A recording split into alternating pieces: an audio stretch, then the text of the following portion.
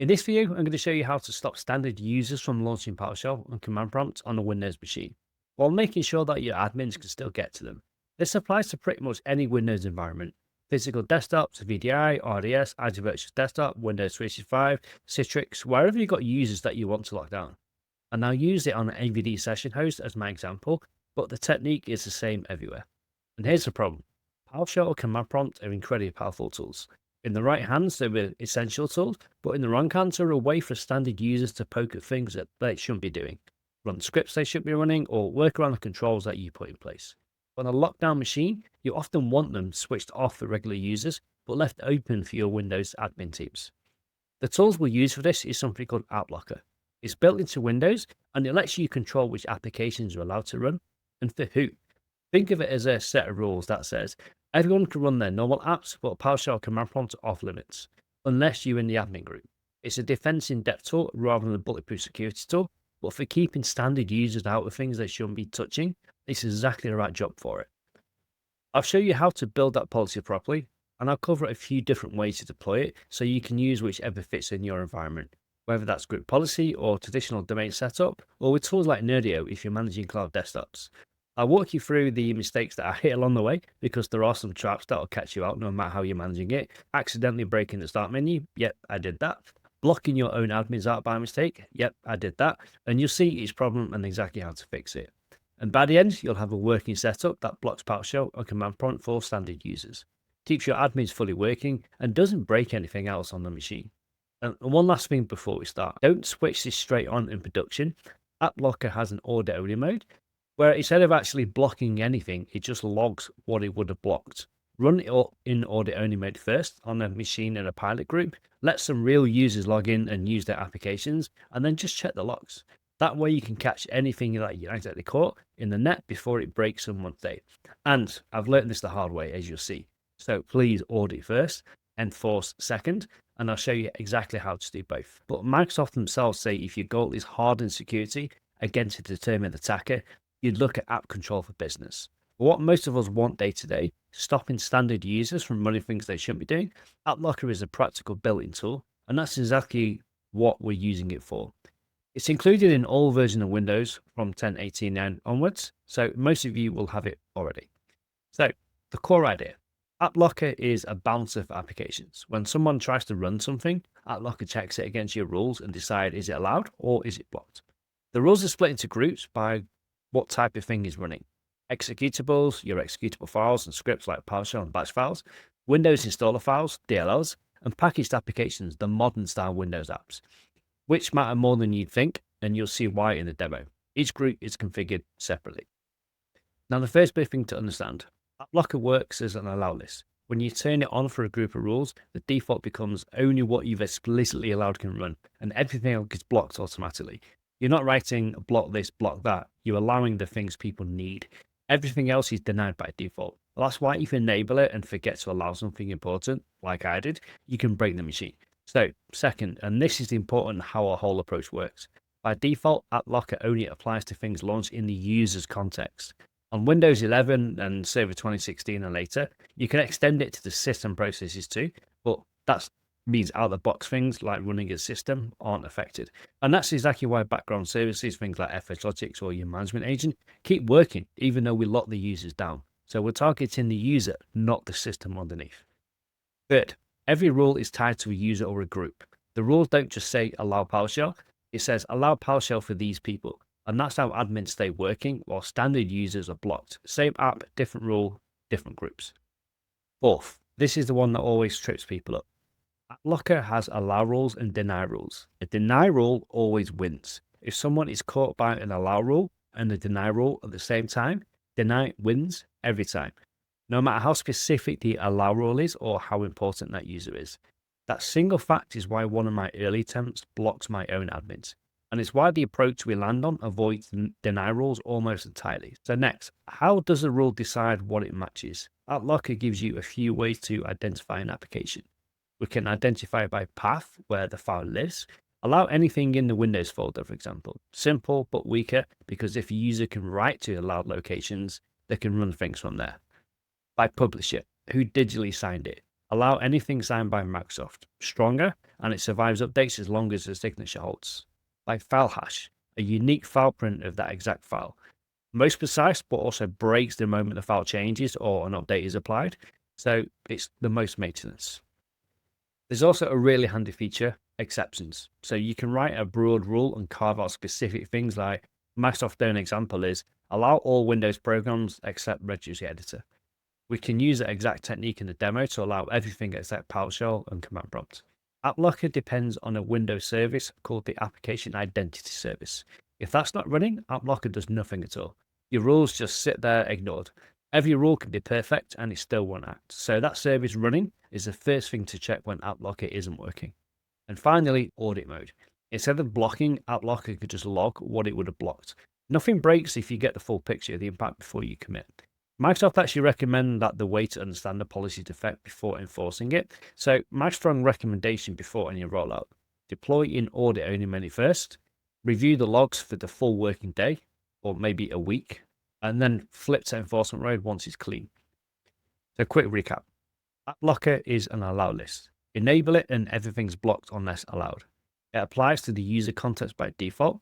So system services carry on. Rules are per user or group. Deny always beats allow. You match apps by path, publisher, or hash, and you can add exceptions. The application identity service that has to be running, and audit only mode lets you test safely first. Get those straight, and the hands-on part is going to make complete sense. All right, so let's stop talking and let's actually go and build this. Before we build anything, one quick but important detail. Because if you're locking down apps in 2026, you probably need to know that AppLocker isn't the only game in town. And in some cases, it isn't even Microsoft preferred option. So Windows actually give you two application control techniques. You've got AppLocker and the newer one called App Control for Business, which you might have heard of under its old names, which is Device Guard or Windows Defender Application Control. So which one do you use? And here's the honest answer straight from Microsoft's own documentation. Generally, if you can implement application control using App Control rather than AppLocker, you should. App Control is the one that's getting continual improvements and new support across Microsoft's management platform. AppLocker still gets security fixes, but it's not getting new features. So App Control is where Microsoft is putting its energy. But there's also a real difference in what they are. App Control was designed as a proper security feature. It meets Microsoft's serving criteria, which is their bar for something that's meant to stand up to a determined attacker. Locker, by Microsoft's own admission, does not meet that bar. And it's there to stop end users from running unapproved software, but it's not classed as a hardened security boundary. So if your goal is to serious defense against a threat, App Control is the right tool. But, and this is why we're still using AppLocker in this series on today's video, AppLocker is genuinely the better fit for some scenarios, and Microsoft say so directly. AppLocker is best when you've got a mixed environment with older versions of Windows, and you need one consistent policy across all of your desktops. Or, and this is the big one for us, whether you need different policies for different users on different groups on the shared computer. And that second point is exactly our situation. We're on a multi-session AVD host, a shared computer, and we want different rules for different people. Block PowerShell and command prompt for standard user per group control on a shared machine is precisely what AppLocker does well. And it's a scenario which App Control doesn't handle the same way because App Control policies only apply to the whole machine and every user on it, not per group. Microsoft's own best practice recommendation is to use App Control for the most restrictive level that works for your organization, and then layer AppLocker on top of that to fine-tune it with those user and group specific rules. They complement each other. And interestingly, App Control even uses AppLocker under the hood for some of its features, like Managed Installer, which, if you watch me debug this earlier in the series, it's exactly the mechanism that caught me out. So to sum this up, App Control is the strategic, more secure choice and where Microsoft's heading. AppLocker is the right tool when you need per user or per group control on the shared machine, like our AVD session host. And the two are designed to work together.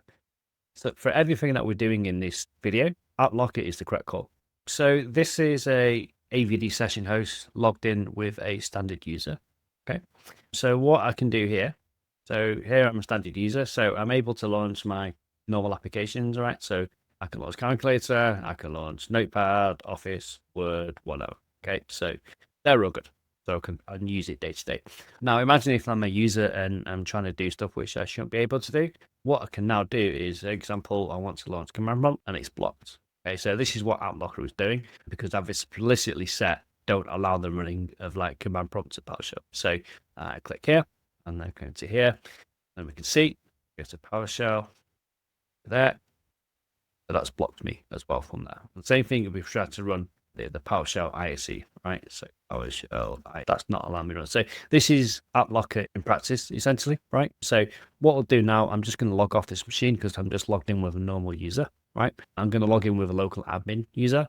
And the rule set that we created will basically allow a local admin to run the command prompt and also the PowerShell tool. So we'll show you what these policies look like. And then what we'll do then is we'll go into the Nerdio console and I'll show you the script which we wrote and how to deploy that script. All right, see you in a sec. We're back. So we're now going to jump onto the session host. As you can see here, I'm now logged onto the session host, but I'm logged on as a local admin.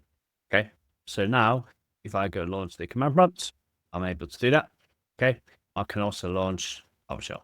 They're exactly the same session host that we were logged onto with the user, right? Okay, so how do we control AppLocker? So the way we control AppLocker is by policies. So this one's using a local policy because that's just use a script to deploy this, but you can also control AppLocker and app control via Intune and also group policy as well, right? So that's probably the recommended approach. I've just done this to get this working, but if you're using AD join host, I definitely recommend using group policy because that will enforce the settings. And if you're using Enter ID manage host, recommend using Intune to push out the settings as well. Probably do another video, maybe 2 or 3 videos, explain how to do this via group policy in Intune. But today I'm just going to configure the policies locally and then we'll do another video.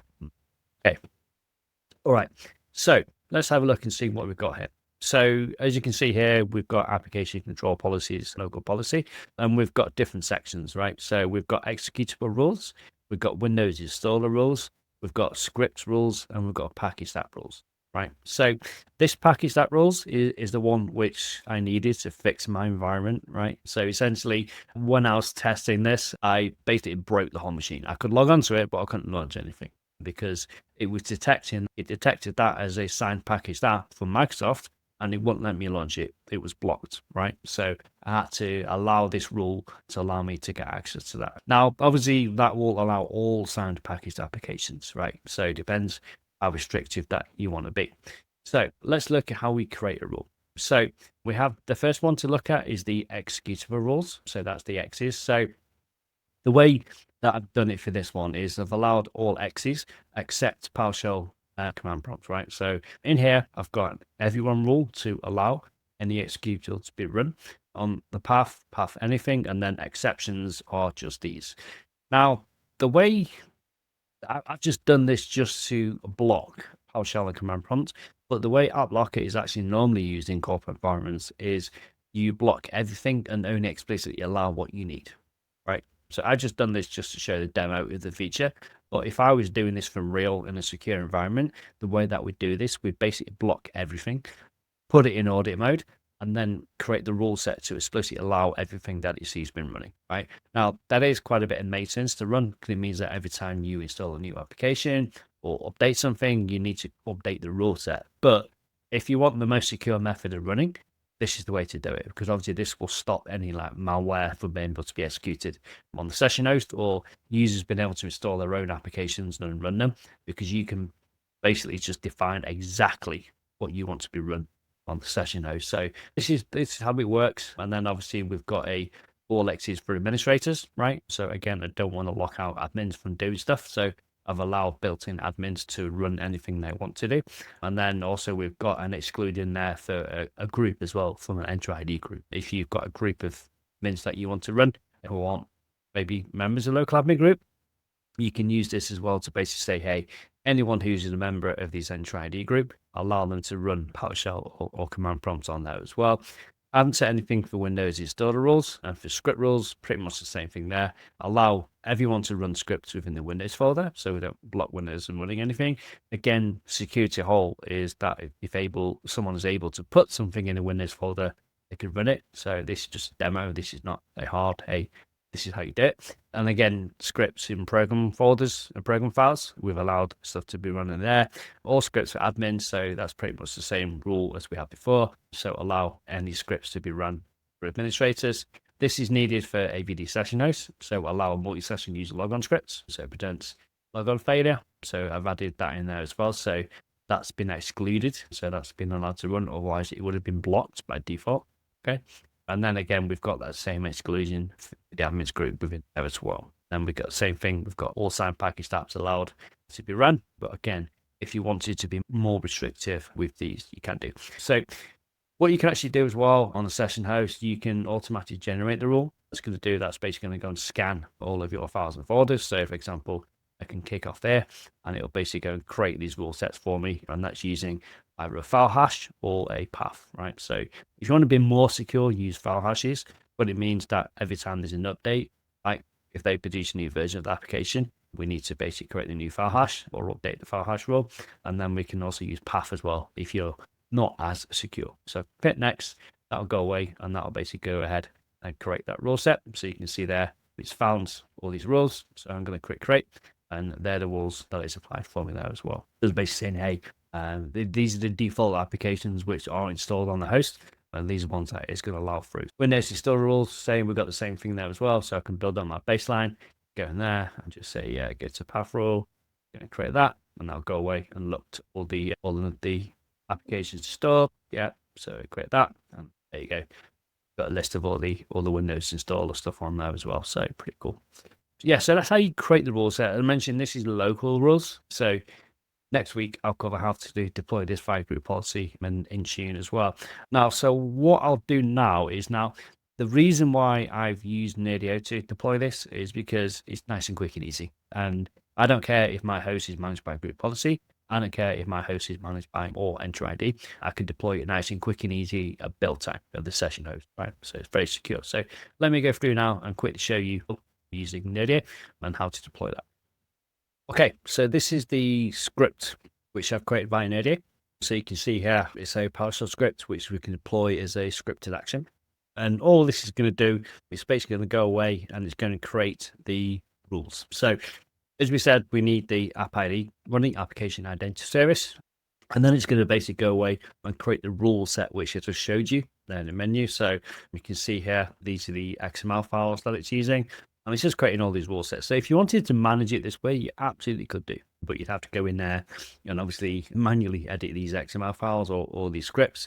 And you can see there, it's using the set AppLocker policy PowerShell command to go away and set that. So it's quite simple. You can see it's only like 144 lines, so not mega long. So that'll go away and create those rules, which I just showed you.